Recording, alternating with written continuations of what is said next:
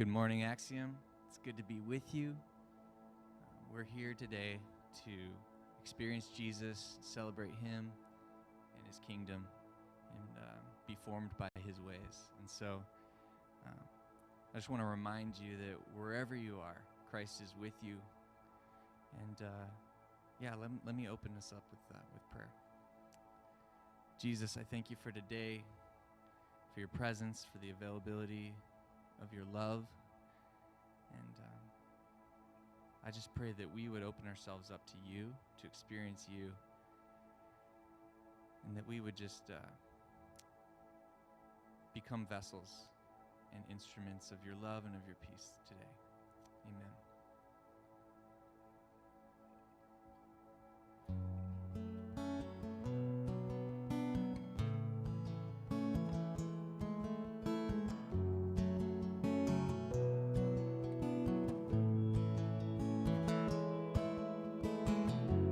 Where there is hatred, let us all love. Where there is injury, let healing come. Where there is doubt, help us bring faith. Where there is despair, let hope remain.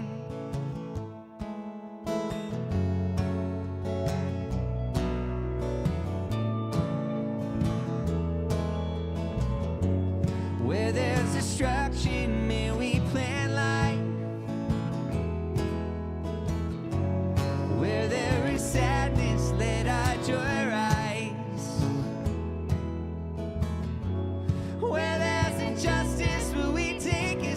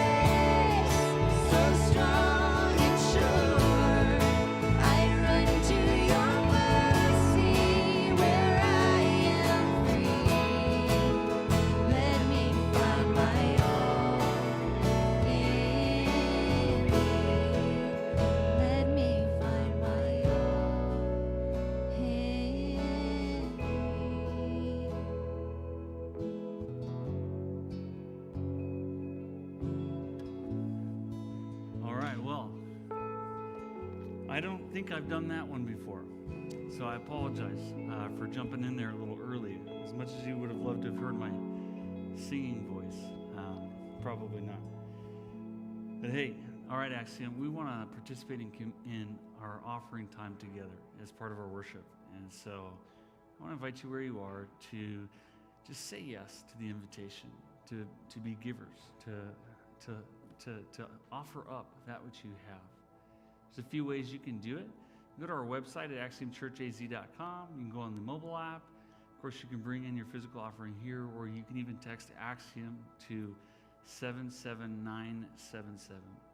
But the opportunity now is to give, to bless that which God is doing here, and to help care for the needs of the community, and also to help for us to bless those surrounding us. And so let's do that. And Jesus, as they give, as we give, might you be honored and glorified by our freedom to release our things. And as you do that, I also want to invite us to give something else. I want you to give your peace to one another, and to offer that by texting someone or calling someone or turning to the person in the room with you. Offer them the peace of Christ. It's available. It's not really ours to hoard or to hold on to. And we see in our world a need to really extend the real peace of Jesus. So I want to invite you to do that now, if you can. So from me to you, may the peace of Christ be with you.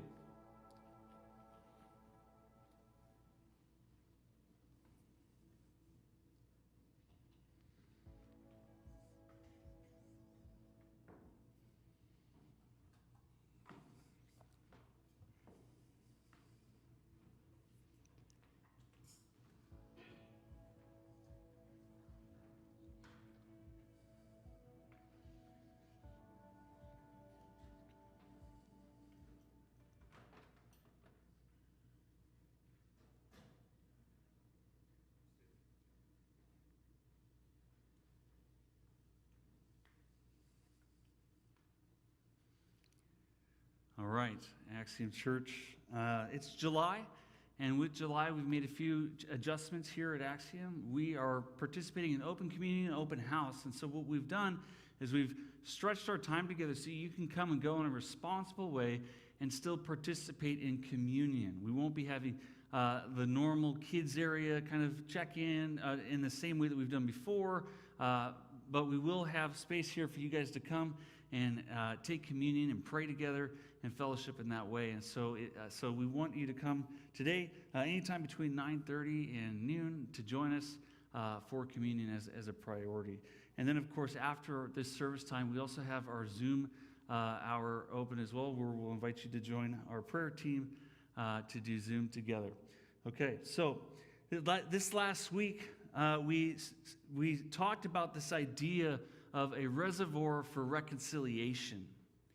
And with that, we introduced this idea, which you've heard before, is to come to the table, an invitation from Jesus to come to the table. And that would be the space where we would work out our differences and we would bring peace and love and all the things of the kingdom that are made available to each of you as you are walking and living in the kingdom here and now. You might bring it into the world, into the space that so desperately needs the kingdom of God. But you can't get it from out here. You got to get it from the table with Jesus. And so for this month of July, we're elevating the space of communion. We're elevating the space of being together and participating in that restorative reconciliation that Jesus offers us through his body and through his blood. And so over these next weeks, we're going to highlight communion together as we do that. So this week, I've titled the message that there are no substitutes. And I'm speaking of course, communion itself.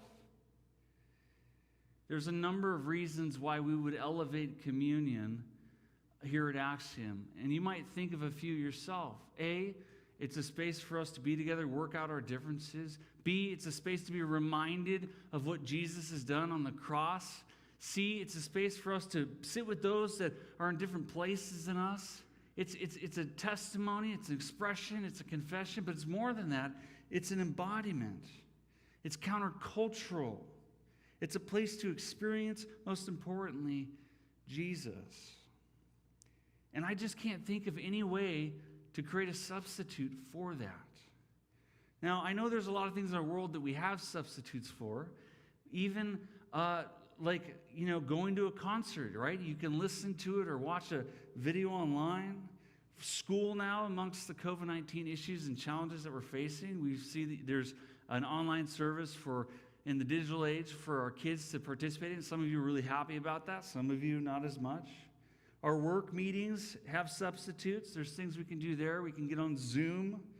Or even our social gathering space. We've created some online parties, social experiments, if you will, in that space. There's substitutes for it. Even online dating, which has been around for a long time, but now you can actually go on these live dates online, and it's a substitute. Instead of doing it in person, actually, you can just do it that way. It's unique. It's different. It's not for me, but it might be for you. But communion, no matter how hard I rack my brain or think about it, there's just not a good substitute for it. And even most substitutes, they're not quite the same. I had the privilege one time in my life of being a substitute teacher. And it was for a 7th grade class at a school called the Aces. And I was supposed to teach math. And if you know me, math is not something I know, at all. And so here I am at this moment being invited by default that I had to take part in being a substitute teacher for math. And I did as best I could. But by the end of the hour, all the kids had me figured out that you're not even, they're more qualified than I was to teach math. And sure, there was grace. But imagine if I was a substitute math teacher for this class all year long. What would happen? Eventually the grace would run out. Moms and dads would be upset. They would be calling for my resignation. You're not qualified, Gavin. Because the truth was, I wasn't a sufficient substitute. They needed the real thing. And in the same way, or in a similar way, I guess, when it comes to communion, it's not something that we can just talk about with our thoughts and our feelings, or have a theology about, or even just good ideas about what it is. We can't just read it in a book and go, yes, now I understand what communion is, and it's really good, and it's this nice thing. We need more than that. We need to touch it, taste it, feel it, and see it. Because it's more than just the idea of God sending his son Jesus to planet Earth, carrying out his ministry, ultimately leading to the crucifixion, the breaking of his body, and the pouring out of his blood. It's more than just the confession of that. It's the actual embodiment of it, the participating in it. We need more than words when it comes to communion. Because communion is a space where we work out God's very action and we participate in it. We do more than confess and say that this is a good thing.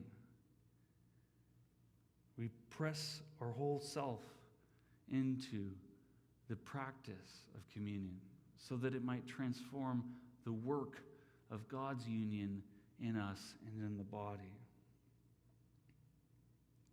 Can't just hear it on a podcast or sing about it. That would be insufficient. If it could be substituted for, Jesus could have, on his final day, just talked about it. He could have brought it up. He could have taught the teaching of it. He could have gone over the idea of Passover and what happened with Israel. He could have explained it in those terms. But instead, on his final night with his people, he decided that I don't want to just talk about this thing. I want everybody here to experience it with me together. That what he is about to do, he's about to do with all of us. And he invites all of us into it. It wasn't good enough for Jesus to just discuss it. He needed to live it out with them. We need more of that in our life. This space of working it out together with Jesus. We read this in Matthew chapter 26, verse 26 through 28. As they were eating, Jesus took bread, blessed and broke it, gave it to the disciples, and said, "Take and eat it. This is my body." Then he took a cup, and after giving thanks, he gave it to them and said, "Drink from it, all of you, for this is my blood that establishes the covenant. It is shed for many for the forgiveness of sins. But I tell you, from this moment, I will not drink of this fruit of the vine until that day when I drink it in a new way in my Father's kingdom with you." Eating and drinking, two of the most normal things we do. And this is the way that Jesus decides to sum up all of his work. It's not in words. It's in presence. It's in practice. It's in eating. It's in drinking. It's embodied. And then he commands us to do the same, to participate in the blessing and the breaking and the pouring out. Because we ourselves are not just going to talk about this faith we have or learn about it every weekend. It's going to be a lived experience amongst one another. Jesus commands this of us. It's actually the second to last command, I believe, that he gives before he's crucified. The last one we talked about last week, that we're not to pick up our swords. You see, in Jesus eating and drinking, the whole story is told. And it was a redoing of everything. What I mean by that is, in Jesus' day, communion was about how you did it, what you did, but most importantly, communion was about who you ate it with. And it was a real problem in the Jewish tradition to participate in communion with certain people. Even we find sometimes in the Christian faith today that there are people who are excluded from this practice, from being invited to the table unless they meet a certain qualification. But Jesus breaks this barrier, and he tells us it's not just how or what, but most importantly, it's who. And he looks at each of us, and he invites each of us to come, sit, eat, and drink together with him. And Jesus was, of course, accused of doing this all the time with the wrong people, constantly in trouble for eating and drinking with people that he shouldn't be. And yet there he is in his final act before the crucifixion. Theologian Robert Karras, Franciscan, he says, Jesus was killed because of the way he ate. Think about that. He died for it because there is no substitute for the real embodiment and the communion and the life that God calls us each into. It is not just words, it's life. So let us now take communion together as a church body. We invite you to join us here each Sunday this month in an open house forum.